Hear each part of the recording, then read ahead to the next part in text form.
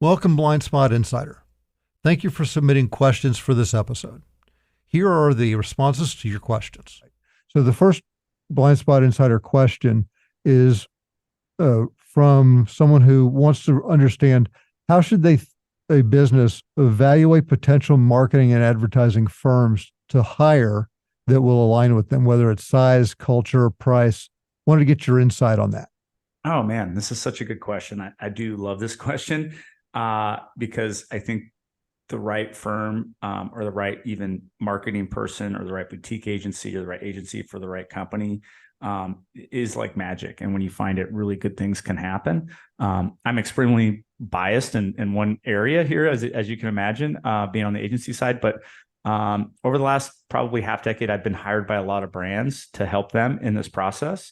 I've recommended agencies. I've been a CMO for startups, for highly funded, well-funded startups, and have hired advertising agencies. So I've had some side on the other side of the desk. And some things I think to consider in this process are work with people, hire people that you will like to hang out with and that you would like to work with, because it's unlike a lot of other relationships in business where you're hiring bolts or you're hiring someone to build a road. Like you're hiring something for a specific thing. An advertising agency is really a company that you're hiring to represent the consumer and to dive into your deepest stuff and to basically marry what the company's great at with what the consumer wants and needs. And so it's a very intimate relationship, and you're gonna ultimately have to be working with people you like. So that's the first thing I would say is hire someone that you like hanging out with. Don't design a agency RFP process that is giving them a very specific assignment to solve a business problem with creative. Because a lot of times what happens is the best idea wins the pitch for the business, but the best agency isn't hired for the business need. And most ideas in a pitch will never happen because you will deep dive and you'll go through a process, and there's some things the agency didn't know in the RFP process. I've hardly ever heard of a pitch that wins an account based on a creative idea that creative idea gets executed. So people that design an agency pitch for a specific creative idea, let's say there's 8 agencies in the pitch or there's 6 agencies in the pitch. That's kind of an old school way of doing things where you're hiring the agency that had the best pitch. There's so many factors. They could have their A team on the pitch, and then once you hire them, then the C team gets on the business. They could be really, really great at creative, but really crappy at buying media or actually executing. There's so many things that in once you hire them are so much different than the sales pitch, right? And so I love processes, and I think processes that are most effective are where you find out about the agency, what they've done in your category. I think category experience is very undervalued in the process. So if you're a bank and the agency has great credentials and capabilities around banking, it's going to save you a lot of time and money working with people that know your industry. What does their team look like? How are they to work with? What's their personality like? Giving them the actual fees and marketing budget to see how competitive they are from a value standpoint. I think those are more I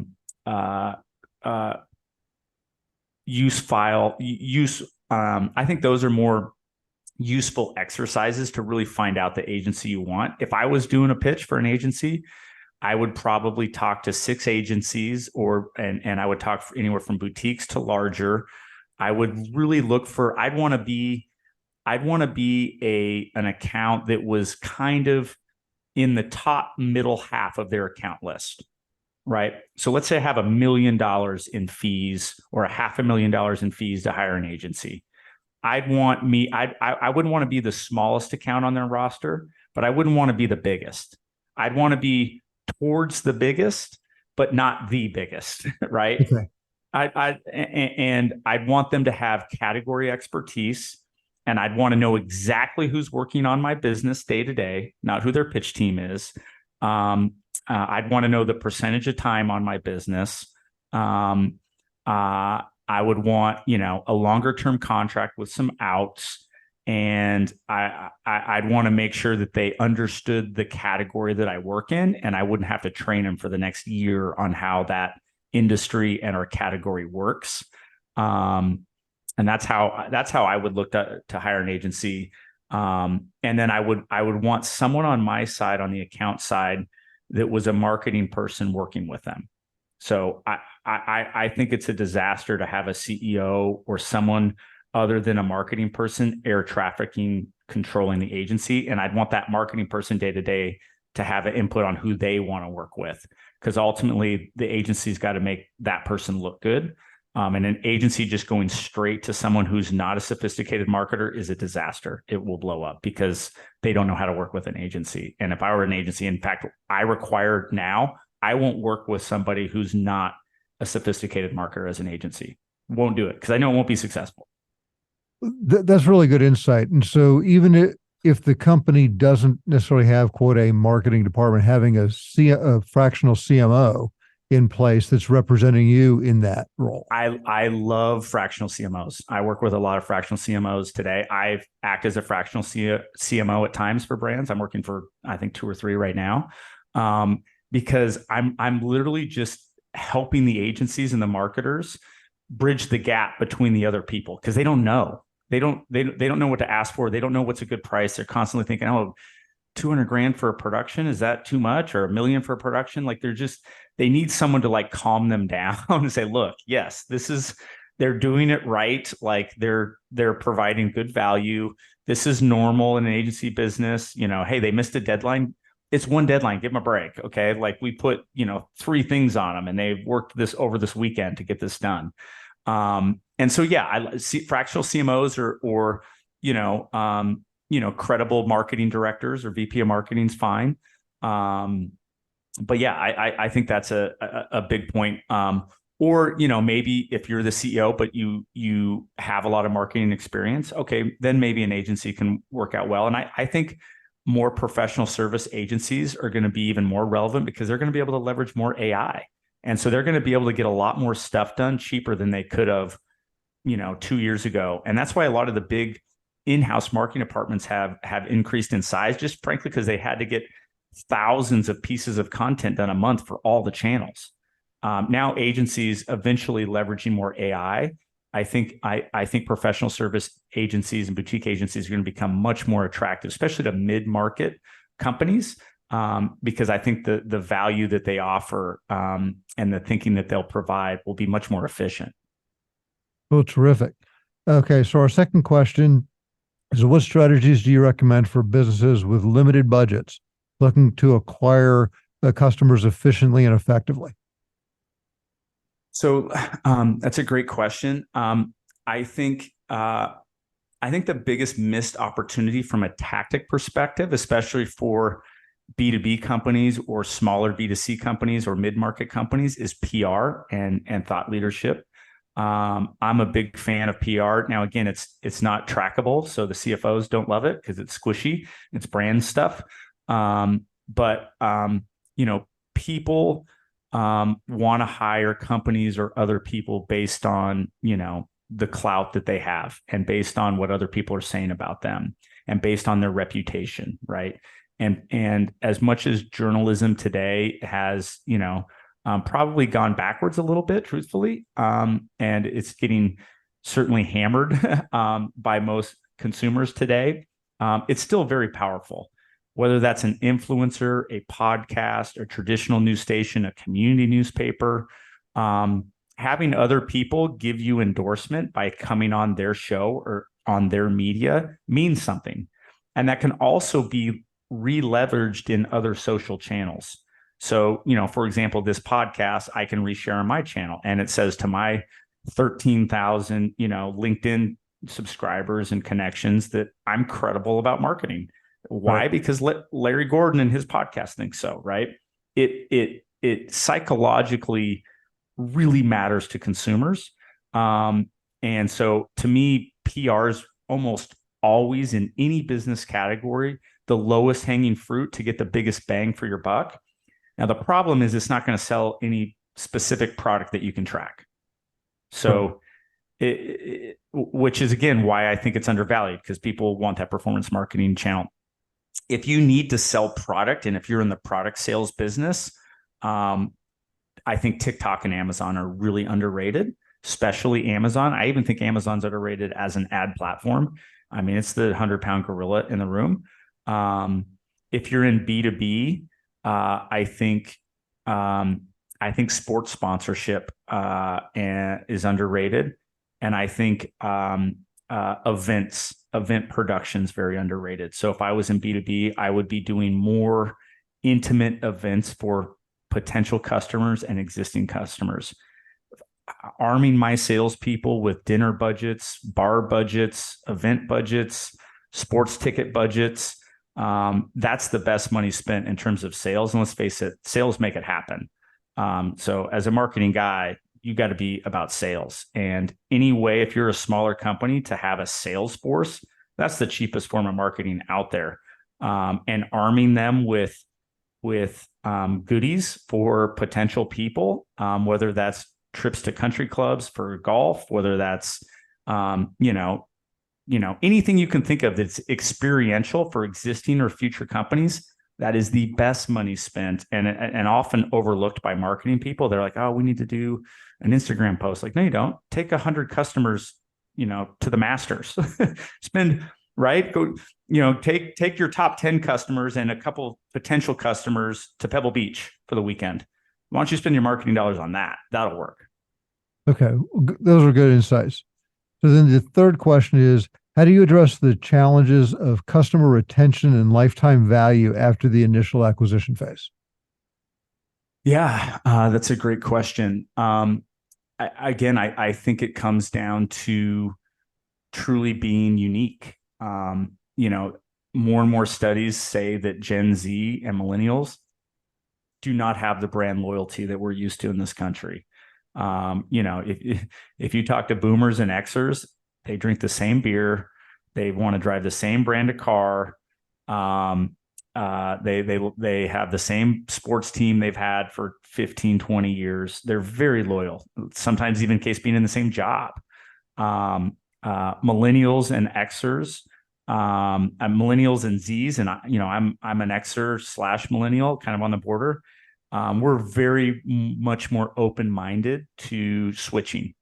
And so that creates certainly an opportunity for new brands, but it creates a challenge for people that want to retain customers. And again, I go back to experiential. If you're not providing some sort of experience for your customers on every level of the purchase, triangle, upside down triangle, then I think people are absolutely going to switch. And there's some great brands out there that do it. If you look at companies like Patagonia versus their competitor North Face, and what Patagonia does from an experiential standpoint and from a brand quality standpoint, it's a no-brainer. If you look at Yeti, I mean, there's a million coolers that are better than Yeti. Okay. But Yeti is the most expensive and people love it. And you could be a, right-wing Republican in Florida that likes Yeti, and you can be, kind of a little more liberal, hippie that lives in Washington and love Yeti. They have both. I've never seen anything like it. Same thing if you look at like the auto brands, whether it's Ford versus Chevy versus Toyota. They're all finding ways to add experience to those customers because they want them to continue to buy their car and be aligned with it. And it's very difficult, but absolutely can be done. I do think finding ways to check in on them.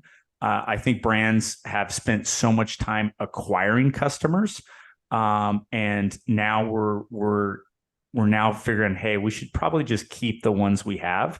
So for me, I'm in professional services. I probably have 50 different clients, and I've been a Inc. 500, Inc. 5000 company multiple years in a row, and I love growing. But at the end of the day, love who you have. And there are great exercises with people much smarter than I am that, go through your 80-20 rule and find out, typically 80% of your business is from 20% of your clients. So taking those 20% of your clients, and maybe you're not going to keep everyone, but keep your top 20. And, Right. and it comes down to money, right? Spend money on those 20% and really think about it. That's been some relearning for me. This last 2 or 3 years, I have really spent a lot of time with the 20%, top 20% of my business, which is like 4 clients. Okay. And so I think reallocating some money to your best clients. And then I think in professional services, and I think this can even extend on to B2C brands as well, but there's a lot of customers that aren't worth it, and are bad customers and are actually cost you money. Having the courage to walk away from those so you can provide more value to the ones who are good customers. I think that's a big missed opportunity. And I think a lot of the ad tech in the business and a lot of really good data-driven marketers are leading brands astray by focusing on the wrong KPI that's actually costing them money, because they're just focused on converting customers off the bat that frankly aren't good customers. And on paper, it looks like a great conversion, but in actuality, over time, it's terrible. And so, finding the right customers at the right time, early on the conversion cycle, and then really focusing on your biggest customers, which is really 80% of your business in most cases, making sure they're happy. I think, then if you look at your loyalty numbers and okay, you're losing 10% a year, but you're keeping your biggest, and then you're converting better customers in the funnel, that could be even bigger customers upside. Well, then who cares if you're losing 10%, because you're ultimately making the right decisions to be more profitable and to grow for the future. So really you're top grading at that point. I think so. Yeah. Yeah, I think so. And look, the bottom 10% of your customer base is going to be coupon value driven shoppers, right? That have low margin. Maybe you don't want those customers. Amazon is a prime example. It's a great channel for selling goods and services. One of the best. It's very SEO driven. So I need a golf speaker. I need a coffee mug. I need whatever you need. I need a screwdriver, right? Right. And I need it in 24 hours. Someone might buy that, but Amazon's going to hammer you on the margins, and then you have no customer information for loyalty down the road. So you're selling product at a low margin, and you're probably getting some volume, but I guarantee there's another 30 competitors selling screwdrivers or whatever you're selling on Amazon. Let's face it. And so you're going to go, damn, I have their email address, but they're dropping off. They're unsubscribing, in a year. Well, they just needed a quick screwdriver, and you were the cheapest one on Amazon. So I think there's a lot of scenarios in that manner. But if you make the best screwdrivers in the world, and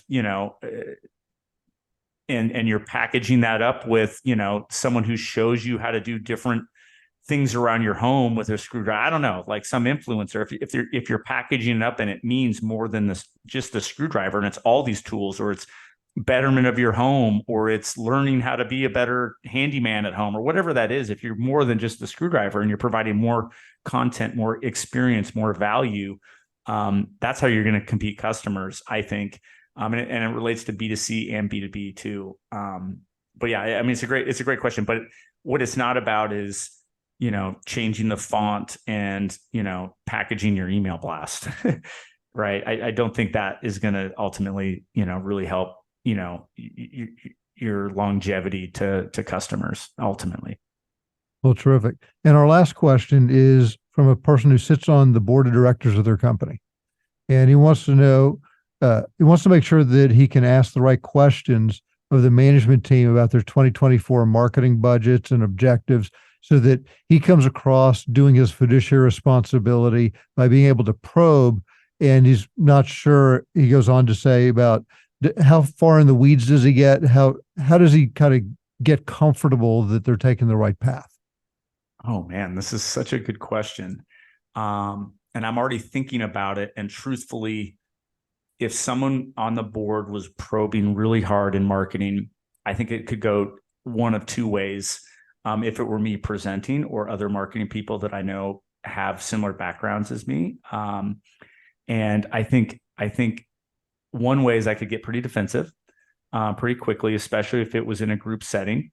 The other way is I'd be really excited because someone actually gave a shit about marketing, excuse my language, and we're asking really smart, detailed questions that I could answer effectively and efficiently in front of a big room that would, first of all, show that I know what I'm talking about, and that we could get alignment if there is questions rather than questions down the road that weren't fully squared out. Because I've seen marketing presentations go where everyone's like, "Yep, everything's good. This looks great," and they weren't really into it.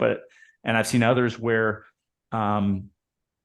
people ask questions that aren't intelligent, and their criticisms and their questions and comments that aren't backed with data, and they're backed with a lot of bias. Like, I watch TV and I've seen X, Y, and Z, or I've seen this brand is doing X, Y, and Z, or my wife saw this and thought it looked this way. Those are comments as a consumer, not smart marketing questions. So if he, as a board member, is asking, I think, smart, detailed question about budget and budget allocation and ultimately the plan, I would welcome those if it's done in that manner. If it's done in a manner without the data and done in a form of consumer bias, I would get really frustrated. And my comment would be into a lot of people that are asking marketing questions, depending on how they ask, it would be like me asking a brilliant accountant, questions about 1031s and arguing with them about, well, I heard, this 1031. It'd be like, what are you talking about, dude? You're not an accountant. You're a marketing guy. What Right. gives you the basis of this question? So, yeah. And maybe one thing to consider is to maybe talk to the marketing people ahead of time and let them know that you're asking these questions as a fiduciary because you want to spark debate and to get alignment. So it's not catching somebody off guard. Because marketing people can get, we're creative, right? So I think we can get defensive very easily. And so if they know it's coming and that there's going to be, good questions, you don't even have to tell them the questions ahead of time, but just giving them the heads up that you really want to make sure there's complete alignment. Questions about marketing allocation by tactic or by channel or by function are great debate questions. And most of the questions that I see from sophisticated, smart people, especially finance people, have to do with allocation. And those are very healthy debates. And good marketing people will have data to support those decisions. Hey, we're doing connected TV because 82% of our audience watches connected TV. We're doing influencer marketing at this percentage because we think there's this, and this opportunity. And so if somebody on the board was saying, do you think we should do more influencer marketing versus more connected TV, and why the allocation of budget is what it is, I think that's healthy debate. Really, really healthy debate. And it's one that is not set in stone. It's something that, we're making educated guesses toward, for the brand. And so I think those are healthy questions. Now, on the performance marketing side, if you have questions about conversions or anything like that, I think if you look at really sophisticated Fortune 5,000 companies, definitely Fortune 1,000, they've implemented and armed their CMOs with like financial CFOs for the marketing department. So I would absolutely, and I think it's genius. A guy who I have on my show a ton, who've been the CMO at Best Buy, Farmers Insurance, been everywhere. Really smart guy. This is the first time I've heard this concept where, big companies and their CMOs would have their own CFO, and that marketing CFO would go with the CMO to talk to the overall board, and they would be able to talk better financial language then marketing can really come to the right modeling and the right structure of their presentations that financial people understand. And I love CFOs.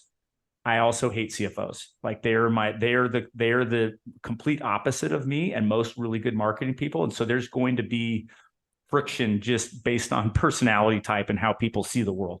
It's the yin and yang, and understanding that the language of business is financial, right? And so good marketers hopefully are starting to really understand that. But I think good CFOs are understanding the power behind really creative marketing in a hyper competitive world. And so I think friction is good, and having places to air that friction can be incredibly healthy.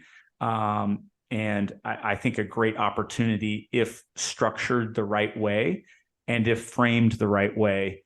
And depending on who the marketing person is in the room, if they're ultra creative, understanding how to probe questions in the right manner and provide feedback, more importantly, in the right manner.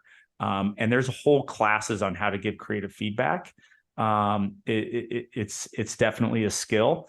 So if this is more business plan prodding and poking and understanding, done in the right setting, I think can be very healthy. I think that's great insight, and it helps board directors understand how to approach to get the information they're looking at, as opposed to setting up that defensive, unhealthy friction, being able to help get alignment to be able to understand and make sure that the expectations are met for all parties.